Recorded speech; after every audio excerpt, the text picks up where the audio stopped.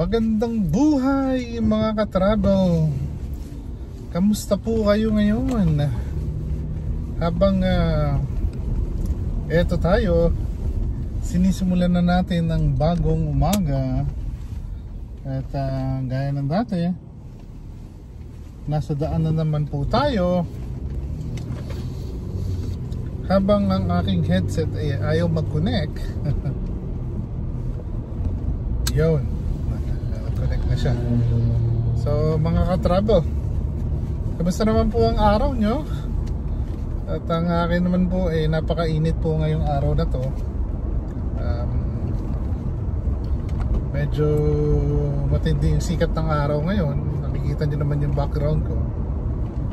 At ayan. At gaya dati, katatapos lang po ng first leg ng ating araw. At tayo po pauwi sa bahay. Kain tayo ng konti, tapos pangalawang leg. Pero bago ang lahat, gaya ng sabi ko nung nakaraan, wala na naman tayong gas. Maghahanap na naman tayo ng gas kasi naubos na naman ang gas natin. Yan. Ito pong sasakyan ko medyo matakaw sa gas. Pero mas gustong-gusto ko pong dinadrive to kasi ewan ko, feeling ko napaka-safe ko pag dala ko tong sasakyan na to. Kasi medyo malaki po to at saka dahil nga siguro malimit itong dala ko, kaya mas feeling ko mas safe ako pag nandito ako. So ganyan natin, balik rin natin yung camera, tingnan natin kung anong itsura ng labas. Sandali lang po. Kaya pa mga ka-travel, medyo malikot yung camera natin, hindi stable. Pero pagpasensyahan nyo. At yan po. At yan ang biyahe ng ating araw ngayon. At ayan. Pag naman, ang ganda ng daan ko ngayon. Wala sasakyan sa daan, malinis. Dahil po back to school na yung mga bata. So bihira na yung mga tao sa daan ngayon. Easy na yung mga estudyante, so nasa school na sila. Kaya medyo walang masyadong laman ng daan natin ngayon. Tapos na yung rush hour. For 4:47 na morning po dito sa akin. Yan. At ito yung routine na dinadaanan ko po pag galing ko doon sa first leg ng trabaho ko. Kaya maganda po yung araw ngayon. At sana kasing ganda ng araw ko yung araw nyo. At isang araw kasi meron akong nabasa na sabi, simulan nyo daw ang araw nyo ng masaya para yung brainwave natin mag-send ng good vibes at saka mag-invite ng good karma. Yun ang sabi. So kaya yung iba daw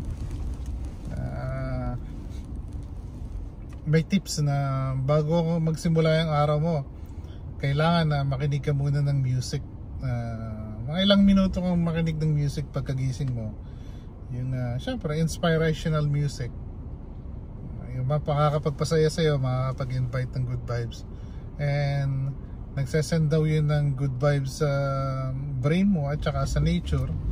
So ini-invite dun yung good karma. So yung buong araw mo ay magiging masaya.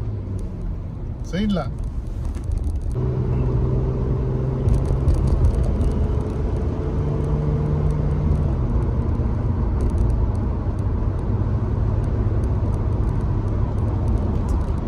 Ito, Papasok po tayo ng freeway at hindi ko masyadong nagugustuhan yung camera natin para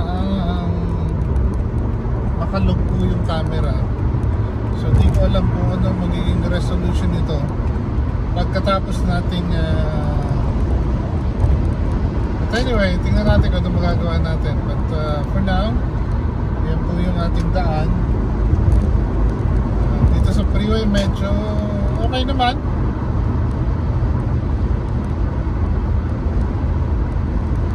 Alam, medyo malikot tong camera ko, hindi ko nagugustuhan So sana maganda yung pagkakalalabasan na to. At ngayon medyo malikot po. So ang video nito sigurado malikot. Anyway, balik ako mamaya mga ka-travel. At basta napakita ko naman na sa inyo yung itsura ng daan. At yan, bumagsak pala. Ganyan lang natin ng konti. Yan, medyo nag-stable na. Medyo nag-stable na yung camera natin.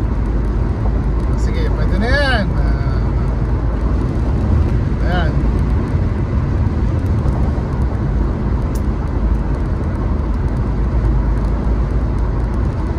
Ayan, silip-silipin nyo na lang yung dashboard ko dyan. Pero yan po ang itsura ng ating daan ngayon. Medyo banayad naman at saka clear. Ngayon, gaya na sinabi ko kanina, kukuha muna tayo ng gas kasi wala na po akong gas. Nag-hold po rin ng mga ilang linggo yun.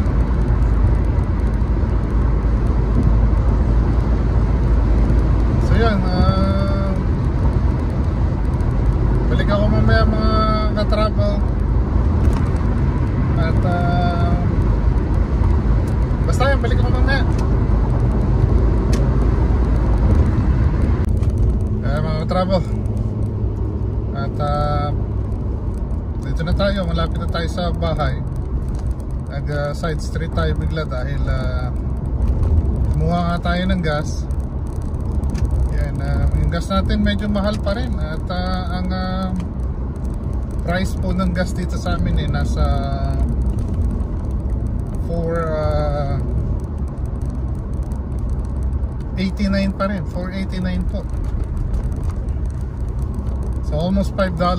Actually medyo mababa na kasi dati nag almost $6 yung gas dito So ngayon medyo bumaba na.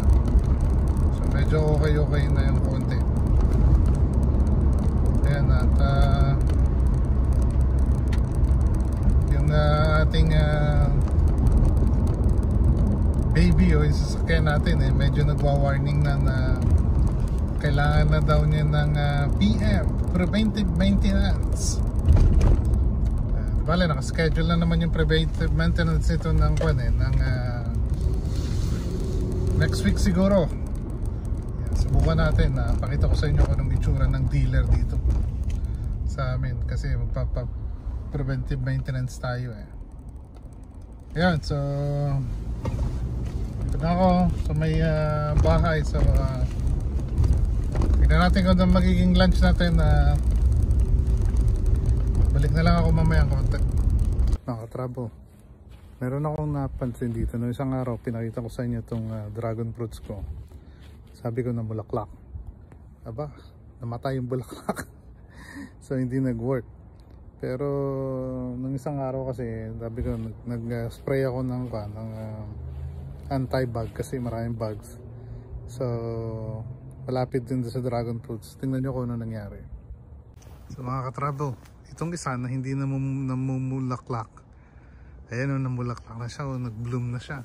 May isa, dalawa, tatlo. Tatlo yung meron pa pala dun sa bandang labas apat. So nag-bloom bigla siya ng apat nung nasprayan ng anti-bugs. Ayan o. Tapos ito, isa, ang dami. So ang dami nitong bulaklak sobrang dami. Kasi meron pa dito ayan So kung magtuloy-tuloy ito, marami ito Tapos meron pa dito sa bandang likod ayan, dami nila. Ang dami ng bulaklak ng dragon fruits. Sana magtuloy-tuloy siya para meron tayong dragon fruits. Ito ba, ang dami din dito. Ayan po, sineshare ko lang. Ayan mga travel, maglo-long drive kami ni Mrs. sa LA. Ito, medyo traffic kami, rush hour kasi. Tapos napansin namin dito sa may bandang right ko, may grass fire. Medyo may helicopter na. At yan, ito po ang symptoms ng pag mainit dito sa San Diego. Yan, may grass fire po yung bandang kanan. Ewan ko nakikita nyo, yung kapal na usok yun, no? Bandang kaliwa ko pala, left side pala, left side. Ayan po yung may helicopter, oh. Medyo malaki yung grass fire kasi medyo makapal yung usok eh. Ayan, may helicopter na po sa ibabaw. Monitor na yung grass fire dyan. Yan po, oh. Sana mapatay agad nila kasi yung ibabaw po niyan kanyan. Resident po yung taas na yan. So pag lumaki yan, maraming maapektuhan. Yan po, medyo makapal yung grass fire.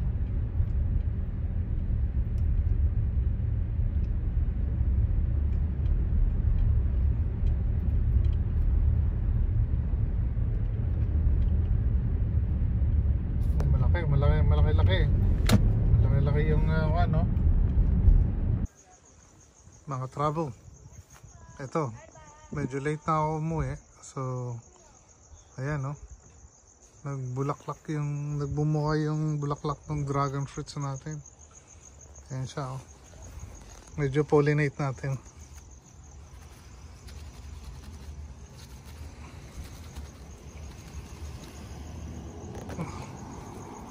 Pollinate po natin siya.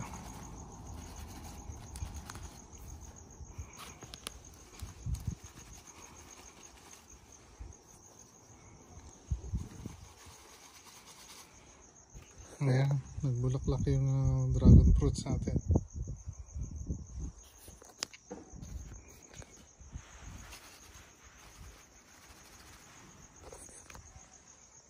Ayan. Ayan po. Mga travel, napuyat pa ako gabing inabangan ko itong namulaklak. Pwede ko nang palang kunin ngayong umaga dahil baka buka pa sila. At saka yan, nakita nyo, busy yung mga bee. Pinopollinate na nila. Pinopollinate ko pa siya kagabi pero naman palang i-pollinate ng mga bee na to. Ang dami nila, oh, nagpo-pollinate sila. Ayan, ganda pang tingnan ng dragon fruits natin. First time po siya nag-bloom ng ganyang kaganda. Dahil siguro nabasag na yung paso. Ayun, no? Yung ugat niya pumunta na sa lupa. Tapos yung kabila po, siguro mga next week yung kabila magsisimula. Pero to busy yung mga bee nagpo-pollinate, oh. Yung dami nila, oh. Yan po ang ating dragon fruits. Tapos mamaya abangan nyo po, pasalamatan natin yung gumawa ng shirt namin ni Kadagos. At baka sakaling malapit kayo sa Batangas, mapasyalan nyo. Maganda po yung klase ng t-shirt. So, sama natin sa vlog na to. Ayan po. Ayan konti. Hoy, anong problema mo? Ha?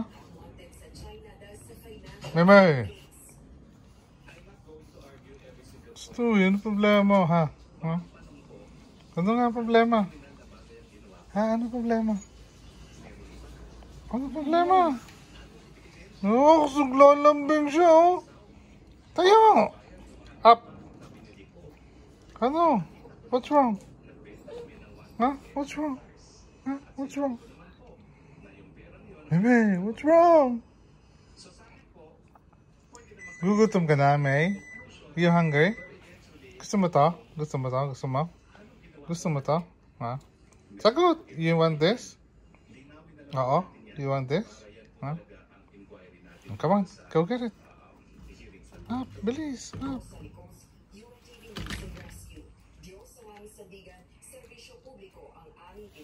Please, have more, one more.